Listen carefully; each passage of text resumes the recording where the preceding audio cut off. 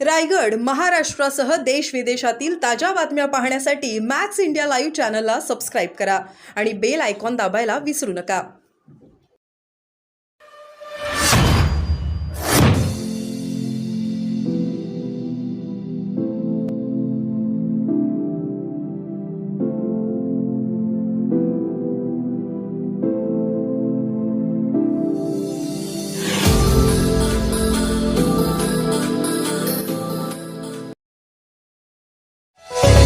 रायगडात मीनाक्षी शेतकरी ड्रोन अर्थसहाय्य कर्ज योजना राबवून कृषी क्षेत्राला अधिक चालना देणार जयंत पाटील.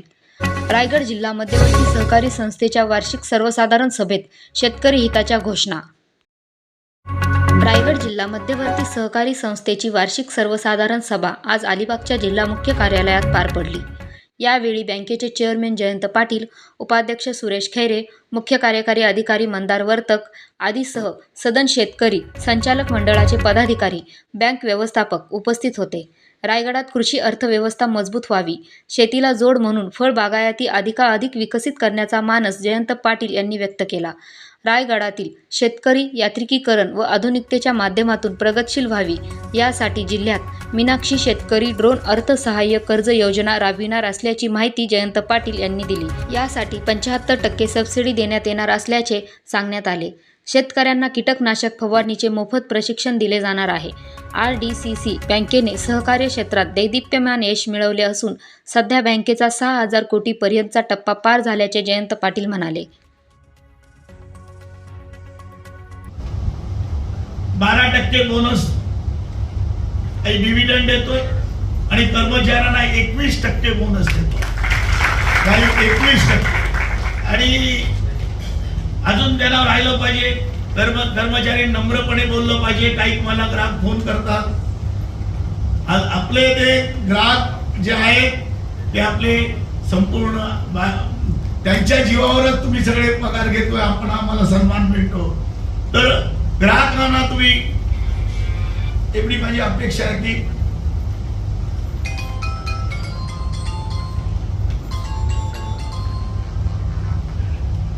डिव्हिडंड पण आपण 12.5% वाढवला.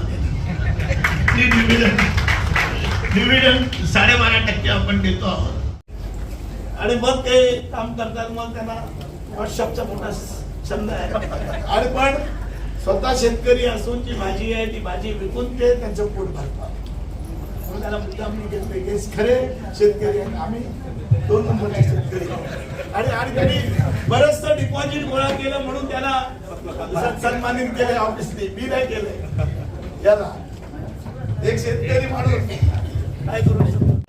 मीनाक्षी शेतकरी ड्रोन योजना ही जेणेकरून आधुनिक जी मुलं होतात, आधुनिक जी मुलं आज ॲग्रिकल्चरच्या कॉलेजमध्ये शिकून बाहेर पडतात त्यांनी हा व्यवसाय केला पाहिजे आणि तो व्यवसाय करणं आधुनिक सगळं वापरलं गेलं पाहिजे. मी स्वतः करतोय शेती, बरेच मोठी करतो शेती, परंतु त्या शेतीमध्ये आधुनिक यांत्रिकीकरण जे आहे ते करण्याचा प्रयत्न मी करतोय आणि तो आपल्या जिल्ह्यामध्ये पण वापरला गेला पाहिजे ही माझी इच्छा आहे.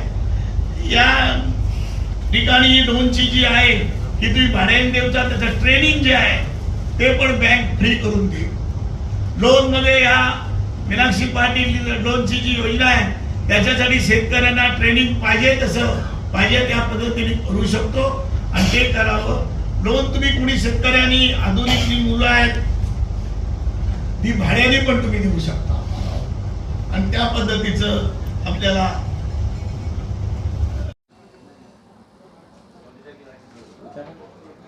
भाई. आज जिल्हा बँकेचा AGM झाली, काय महत्त्वाचा निर्णय झाला आणि कुठली योजना म्हणजे जिल्हा बँकेच्या माध्यमातून? जिल्हा बँकेमध्ये सगळ्यात आता महत्त्वपूर्ण यावर्षी झालं सभा आहे हे आम्ही कॉम्प्युटर्स विकेसला आणि सगळं नेटवर्किंग केलं आणि ते करण्याचं काम नवीन सहकार खातं केंद्रामध्ये झाल्यानंतर त्याची अंमलबजावण्याची 100% अंमलबजावणी करण्याची कामगिरी रायगड जिल्हा मध्य बँकेने केलेली आहे. आणि त्याचा सन्मान आज आम्हाला दिल्लीमध्ये पण त्याची बैठक होईल, तिथे आपला सन्मान होईल. या ठिकाणी या निमित्तानं नाबार्डचे संपूर्ण अधिकारी सहकार खात्याचे संपूर्ण राज्यातले प्रमुख आज मध्यवर्ती बँकेकडे येतील आणि ते विविध कार्यकारी संस्थांचं आपल्या संचालक आणि चेअरमनचं ते या ठिकाणी त्यांची पाठ ठोपटण्याचं काम करणार आहेत. या ऐतिहासिक कामगिरी या ठिकाणी मध्यवर्ती बँकेने केलेली आहे आणि संचालक मंडळ आमचं बँकेचं आणि सर्व अधिकारी यांनी झोकून काम देऊन सगळ्याच ठिकाणी बारीक सारीक आता प्रत्येक संस्थेचं संगीकरण केल्यामुळे तुम्हाला कुठली बॅलन्स शीट काय आहे ते तुम्हाला एक बटन दाबलं तर तुम्हाला मिळू शकते, हे काम केलेलं आहे. आणि केंद्राने जे ड्रोनची योजना काढलेली आहे, जी महत्त्वपूर्ण योजना म्हणून पंतप्रधान त्यांचा पाठपुरावा करतात, त्या योजनेला सहकार्य करण्याच्या दृष्टिकोनातून त्याचा फायनान्स आणि आधुनिक शेतकरी करणारे आणि शेतकरी ज्यांना आवड आहे त्यांची निवड करून ड्रोन चालवण्याचं ट्रेनिंग मध्यवर्ती बँक मोफत या ठिकाणी करेल आणि सर्वांना या ठिकाणी जे कीटकनाशक आपल्याला फवारणी करावी लागते ती फवारणी योग्य आणि कमी खर्चात आणि त्याच्यामध्ये जे आपले कीटकनाशक औषध आहे त्याचं वेस्टेज होणार नाही, हा महत्त्वपूर्ण कामगिरी या ठिकाणी या आधुनिक तंत्रज्ञानाने होऊ शकते. त्याला सहकार्य, पाठपुरावा आणि मार्गदर्शन देण्याचं काम मध्यवर्ती बँक करेल. 90% सबसिडी, 75 ते 90% सबसिडी आहे. ती सबसिडी मिळून कमी पैशामध्ये शेतकऱ्यांनी ते घेतलं आणि वापरलं. आपलं स्वतः शेतामध्ये वापरल्यानंतर ते भाड्याने पण देण्याची प्रोव्हिजन या योजनेमध्ये आहे आणि म्हणून या योजनेचा पाठपुरावा करून त्याचं उत्पादन पण वाढतं आहे. ह्याच्यामध्ये वेगळ्या आधुनिक शेतीमध्ये ते त्या पद्धतीची कामगिरी आहे. जसं या ठिकाणी आता हार्वेस्टिंग करताना त्याची बूम वाढवण्याची कामगिरी झालेली आहे, पूर्वी सुरुवातीलाच होतं. तर ते काम पण जे आज शेतीमध्ये आणि तंत्रज्ञानमध्ये विद्यापीठवाले डेव्हलप करतात त्याचा पाठपुरावा आणि त्याचं मार्गदर्शन आणि त्याचा वापर झाला पाहिजे, हे काम आमच्यासारख्या अर्थपुरवठा करणाऱ्या संस्थांनी केलं पाहिजे असं मला वाटतं. आता सध्या जी गुंतवणूक झालेली आहे ती आकडेवारी नेमकी काय आहे? भविष्याच्या काळात किती टप्पा सांगा. नाही, भविष्यकाळात म्हणजे यावेळेला जवळजवळ 6,000 कोटीचा आज आमच्या या ठिकाणी उलाढाल झालेली आहे. आज या ठिकाणी रिकव्हरी पण चांगल्या प्रकारे आहे. आता ग्रॉस MPA पण आमचा 5% आहे. तो या नजीकच्या 2 महिन्यामध्ये तो 3% येईल. की ज्या अर्बन बँका आहेत आमच्याकडे 2 बुडाल्या त्याच्यामुळे पण रिकव्हरीचं अडचण आहे, पण त्याचं मॉर्गेज आमच्याकडे चांगल्या प्रकारे आहे, त्यामुळे त्याची पण वसुली नजीकच्या या वर्षकाळात आर्थिक वर्ष पूर्ण होण्याच्या आधी होईल अशी माझी अपेक्षा आहे.